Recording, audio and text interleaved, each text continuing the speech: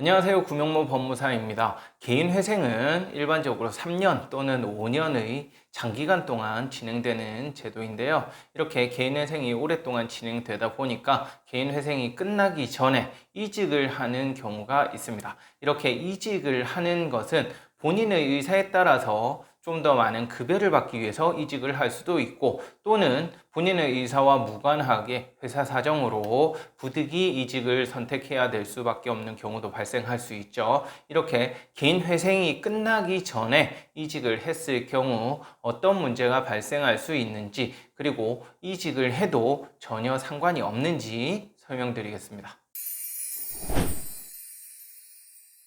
개인회생은 아무래도 장기간 진행이 되다 보니까 개인회생 도중에 이직이 발생할 수 있습니다.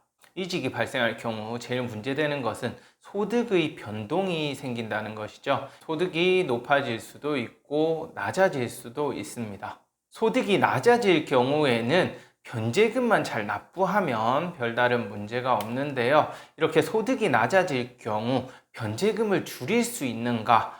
이 부분도 문제가 될 수 있는데, 변제계획안 수정허가 제도가 있기는 하지만 실무상 이직을 하면서 소득이 낮아졌다는 이유로 변제계획안 수정은 거의 허용하지 않는다고 보시는 게 맞고요. 소득이 늘어난 경우가 주로 문제가 되는데요. 개인회생 인가결정 당시에 별다른 조건이 붙지 않았다면, 즉 조건부 인가결정이 아니라면 이직을 여러 번 하더라도 전혀 문제가 되지 않습니다.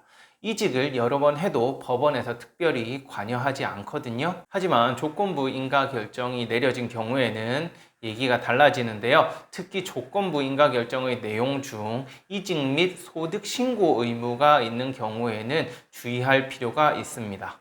이직 신고 의무가 있다 해서 이직을 하면 안 된다, 그런 건 아니고요. 이직을 여러 번 해도 상관은 없지만 이직을 했다는 사실을 법원에 신고만 하면 됩니다. 관련 자료를 제출만 하면 되고요.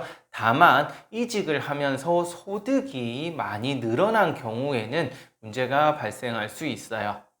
법원에 따라서 조금씩 차이는 있지만 일반적으로 지방법원의 경우 개인회생 신청 당시 소득 대비 20% 이상 인상이 되거나, 또는 회생법원의 경우에는 30% 이상 인상이 되었을 경우에는 변제 계획안을 중간에 변경을 하여야 되고, 이에 따라 변제금도 중간에 늘어날 수 있는 그런 문제가 발생할 수 있어요. 따라서 개인회생 중에 이직을 할 경우에는 본인이 조건부 인가 결정을 받지는 않았는지 꼭 확인을 해보시고요. 그 조건부 인가 결정의 내용에 따라서 변제금이 늘어날 여지가 있는지 확인하신 후 이직 여부를 결정하시면 되겠습니다. 네, 이번 시간에는 개인회생 중에 이직을 했을 때 어떤 문제가 발생하는지 설명드렸는데요.